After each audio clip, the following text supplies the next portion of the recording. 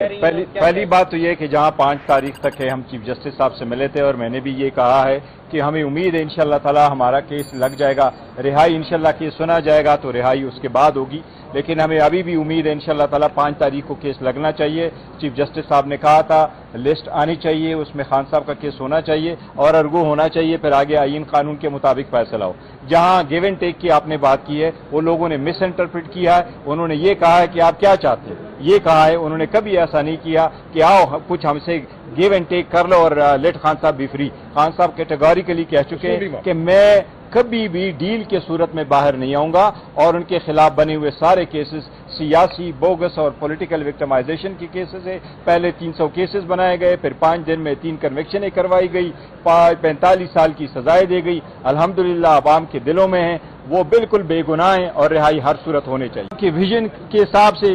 عوام نے پاکستان تحریک انصاف کو ووٹ دیا ہے، آئین کا یہی منشا ہے کہ پاکستان میں اگر قومی صوبائی اسمبلیوں کے لیے جنرل نشستوں پہ کوئی منتخب ہو جائے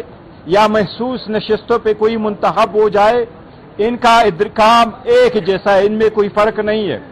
فرق صرف اتنا ہے کہ مخصوص نشستیں پروپورشنیٹ کی بنیاد پہ الوکیٹ ہوتی ہے اور یہ سیٹیں اس پارٹی کا حق ہے جن کو عوام نے ووٹ دیا ہے۔ ہمارا سمپل سٹانس ہے کہ سیٹیں اس پارٹی کا رائٹ ہے جس کو عوام نے ووٹ دیا ہوا ہے اور ہماری جیتی ہوئی سیٹوں کے مطابق ہمیں سیٹیں ملے گی اور باقی پولیٹیکل پارٹی کے ان کی جیتی ہوئی سیٹوں سے زیادہ سیٹیں نہیں مل سکتی۔ ہمارا یہی سٹینڈ رہا ہے، اس کے حق میں سپریم کورٹ نے ہمیں فیصلہ دیا ہے، وہ فیصلہ آج تک امپلیمنٹ نہیں ہوا اور ہمیں امید ہے کہ انشاءاللہ تعالی سپریم کورٹ سے ہم توقع تو رکھتے ہیں ہر حال میں کہ ہمیں انصاف ملے گا۔ انصاف پہ مبنی آئین کے روح کے مناسبت سے فیصلے ہوئے،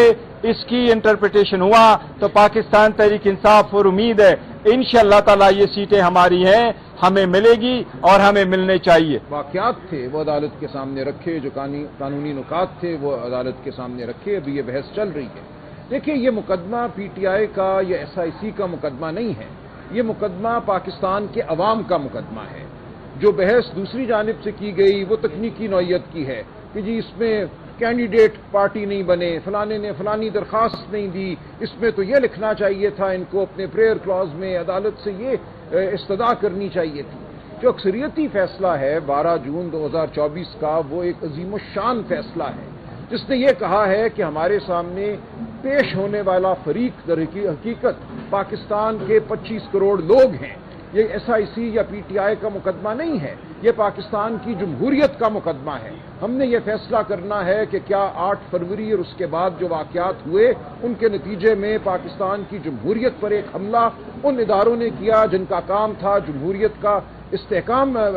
پیدا کرنا، جمہوریت کو فروغ دینا، جمہوریت کو پروٹیکٹ کرنا، اس کی حفاظت کرنا، اور ان میں سب سے سامنے سر فہرست الیکشن کمیشن آف پاکستان ہے۔ 8 جج صاحبان نے یہ کہا کہ الیکشن کمیشن اپنی ذمہ داری نبھانے میں ناکام رہا، الیکشن کمیشن وہ کچھ نہیں کر سکا جو آئین اس سے توقع کرتا ہے۔ الیکشن کمیشن کے متعدد فیصلے ایسے تھے جن کی وجہ سے ابہام پیدا ہوا، جن کی وجہ سے لوگوں کو یہ لگا کہ شاید پی ٹی آئی ایک جماعت ہی نہیں ہے جو الیکشن میں حصہ لے رہی ہے۔ اس حوالے سے یہ تمام کنفیوژن پیدا ہوئی، ایک تذبذب کا عالم تھا کہ ہم نے بطور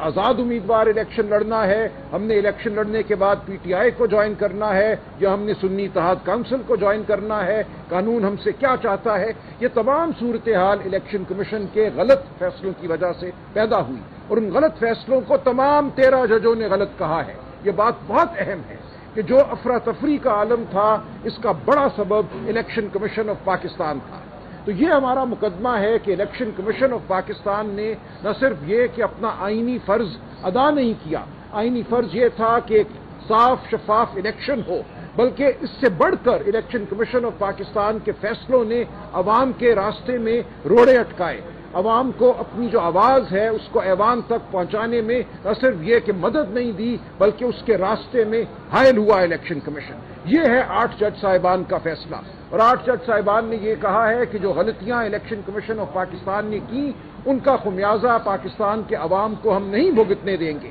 پاکستان کے عوام کا یہ حق ہے کہ جمہوری طریقے سے ان کے جو نمائندے ہیں وہ ایوان میں آئیں، ان نمائندوں میں وہ شامل ہیں جو براہ راست الیکشن لڑ کے آتے ہیں، اور وہ خواتین اور وہ غیر مسلم جن کو مخصوص نشستیں دی جاتی ہیں متناسب نمائندگی کی بنیاد پر۔ دونوں کا اتنا ہی حق ہے کہ وہ پارلیمان میں ہوں۔ یہ دونوں جو ہیں پاکستان کے عوام کی نمائندگی کرتے ہیں۔ اگر پاکستان کے عوام کی جو منشا ہے، جو پاکستان کے عوام کی آواز ہے، اس سے ہٹ کر یہ مخصوص نشستیں ان پارٹیوں کو دی جاتی ہیں جنہوں نے وہ سیٹیں نہیں جیتی، جو پی ٹی آئی نے جیتی ہیں، ان کو مال غنیمت کے طور پر نشستیں دی جاتی ہیں، تو پھر پاکستان کی پارلیمان ایک ایسی پارلیمان ہوگی جو عوام کی نمائندگی کرنے سے قاصر ہوگی۔ اگر پارلیمان نے ریپرزینٹیو ہونا ہے، عوام کا نمائندہ ایوان ہونا ہے، تو ضروری ہے کہ مخصوص نشستیں ان کو دی جائیں جن کے لیے عوام نے در حقیقت ووٹ ڈالا۔ اگرچہ ان لوگوں کو